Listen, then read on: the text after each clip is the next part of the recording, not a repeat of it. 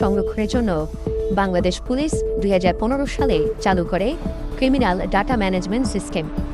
এটিকে previous conviction and previous record বা পূর্ববর্তী দণ্ড ও রেকর্ডসমূহের পরিসংখ্যান নামেও অভিহিত করেন অনেকে। পিসিপিআরে পতিত আওয়ামী লীগ সরকারের সাবেক প্রধানমন্ত্রী শেখ হাসিনা নামে থাকা ধর্ম কলামে লেখা হয়েছে নাস্তিক, যদিও তার মেয়ে সাইমা ওয়াজেদ পুতুলের নামে ধর্ম কলামে লেখা হয়েছে ইসলাম। আর শেখ হাসিনার ছেলে সজীব ওয়াজেদ জয়ের নামে ধর্ম কলাম রাখাই হয়নি। পিসিপিআর রেকর্ড বলছে শেখ হাসিনার নামে ব্যক্তির নাম কলামে লেখা হয়েছে শেখ হাসিনা, সভাপতি বাংলাদেশ আওয়ামী লীগ। পিতার নাম মৃত শেখ মুজিবুর রহমান। বৈবাহিক অবস্থা বিবাহিত, লিঙ্গ লেখা হয়েছে মহিলা, ধর্মে কলামে লেখা হয়েছে নাস্তিক, ব্যক্তি থিন কলামে বলা হয়েছে হত্যাকারী। শেখ হাসিনার বয়স লেখা হয়েছে ৭৬ বছর। সিডিএমএসে তার একটি ছবি যুক্ত রয়েছে।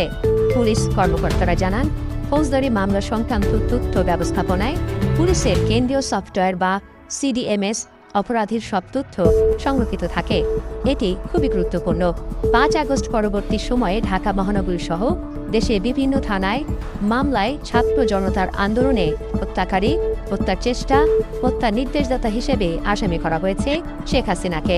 সংশ্লিষ্ট কর্মকর্তারা বলেন, 2015 সালে ঢাকায় ও 2016 সালে সারা দেশে সিডিএমএস চালু হলেও গত ৫ আগস্ট পরবর্তী সময়ে প্রথমবারের মতো সিডিএমএসে যুক্ত হয় শেখ হাসিনার নাম। মামলা তদন্ত সহ যাবতীয় কার্যক্রম ডিজিটাল করার অংশ হিসেবে পুলিশের পক্ষ থেকে এই উদ্যোগ নেওয়া হয়। ওই সময়ে বাংলাদেশের প্রধানমন্ত্রী ছিলেন শেখ হাসিনা। এরপর 2024 সালের বৈষম্যবিরোধী ছাত্র আন্দোলনে শেখ হাসিনা ভারতে চলে যাওয়ার পর আসামি হিসেবে পুলিশের খাতায় নাম ওঠে সাবেক এই প্রধানমন্ত্রীর।